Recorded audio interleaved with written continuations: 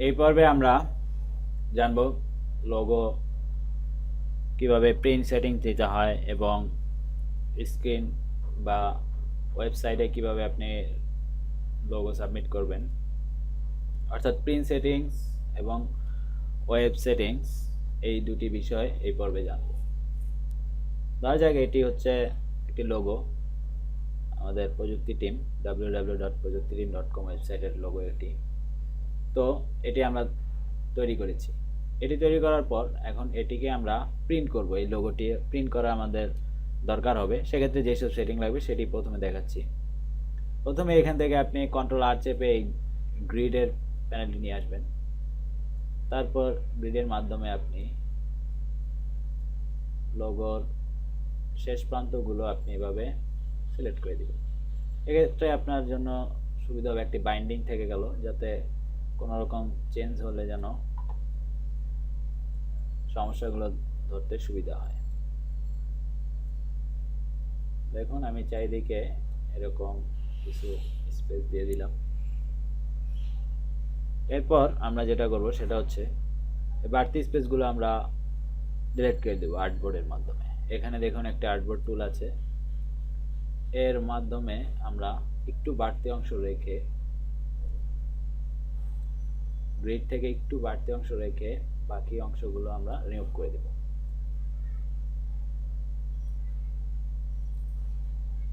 তারপর আমরা যেটা করব সেটা হচ্ছে এখান থেকে রেক্ট্যাঙ্গল টুলের সাহায্যে একটি পরিপূর্ণ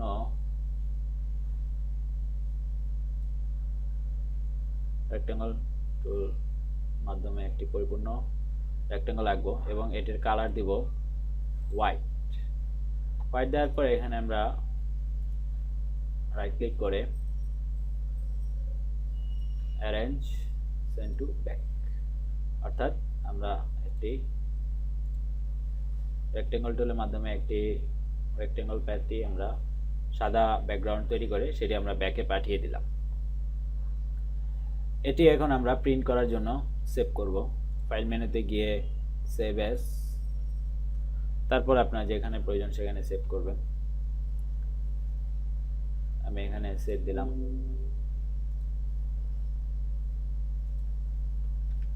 নাম দিয়ে আমরা অবশ্যই দুইভাবে আমরা সেভ করতে পারি, অ্যাডোব ইলাস্ট্রেটর ফরম্যাট, আরেকটা হচ্ছে ইলাস্ট্রেটর ইপিএস। আপনি যদি ইলাস্ট্রেটর অর্থাৎ এআই ফরম্যাটে সেভ করেন তাহলে আপনি ইলাস্ট্রেটর খুব সহজেই ওপেন করতে পারবেন। এছাড়া ইপিএস ফরম্যাটেও দিতে পারেন, তাহলে আপনার জন্য ক্ষেত্রে সুবিধা হবে।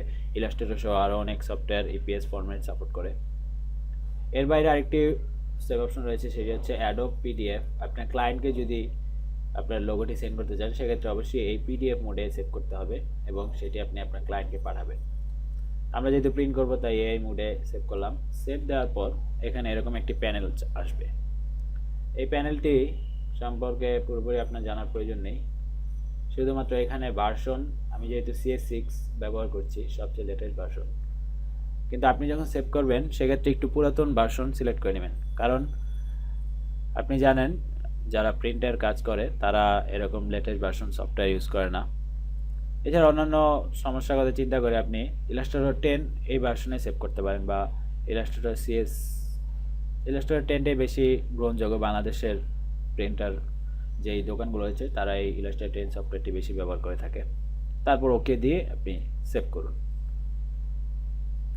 এরকম একটা এরর মেসেজ আসতে পারে ওল্ডার, বাট আপনার কোনো সমস্যা হবে না। তারপর আপনি ওকে দিন, ব্যাস সেভ হয়ে গেল।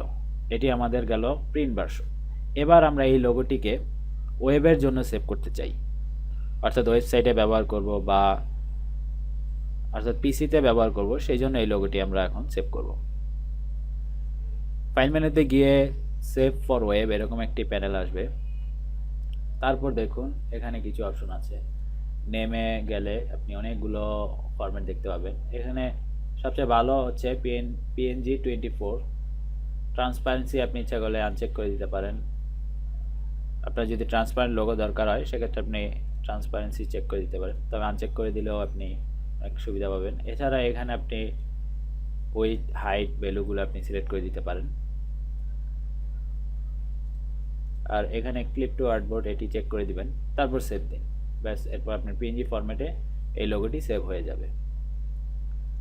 আরেকটি বিষয় আপনারা সেভ করার পূর্বে মনে রাখবেন, সেটি হচ্ছে এখানে দেখুন এই বাংলা টেক্সটটি আউটলাইন করা হয়েছে। আমরা জানি কি জন্য আউটলাইন করতে হয়, যেগুলো আমি পূর্বে বলেছি। তবে এই বিষয়টি অবশ্যই খেয়াল করে রাখবেন, আপনার লোগোতে যেন সবগুলো টেক্সট আউটলাইন করা থাকে।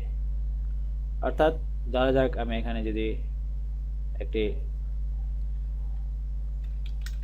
নাম লিখি, যেমন আমার নাম লিখলাম হাসান জুবায়ের। এবার এটিকে আমি প্রিন্ট করব। ধরা যাক এই লোগোর পাশেই আমি এখানে রেখে আমি প্রিন্ট করব।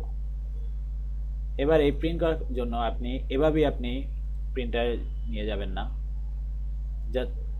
সেজন্য যেটা করবেন সেটা হচ্ছে এই টেক্সটটিকে আপনি আউটলাইনে রূপান্তর করে নেবেন।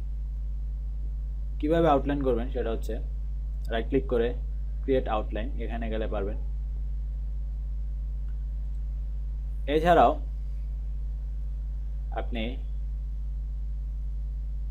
টাইপ মেনুতে গিয়ে ক্রিয়েট আউটলাইন, শিফট কন্ট্রোল ও শর্টকাট কি এটি ব্যবহার করে আপনি আউটলাইন তৈরি করতে পারেন।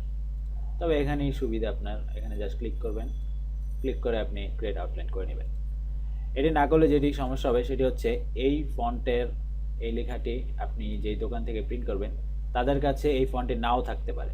সেক্ষেত্রে অনেক কিছু এরর শো করবে বা এই ফন্টগুলো সঠিকভাবে শো করবে না, প্রিন্টও ওই রকম বিশৃঙ্খল অবস্থায় হবে।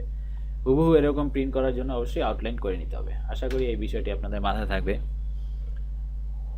সেভ কীভাবে করতে হয় সেটা আমরা এখন জানলাম, এবং সাথে সাথে আপনি ইচ্ছা করলে কালার প্যালেটগুলো আপনি সেভ করে দিতে পারেন সোয়াচ তৈরি করে। যেমন আমি এখানে আমার লোগোতে যেই কালারগুলো ব্যবহার করেছি তার জন্য আমি আলাদা একটি সোয়াচ তৈরি করে নিয়েছি। এখানে দেখুন একটি অপশন রয়েছে নিউ কালার গ্রুপ, এটার মাধ্যমে আপনি আপনার সোয়াচ প্যানেলটি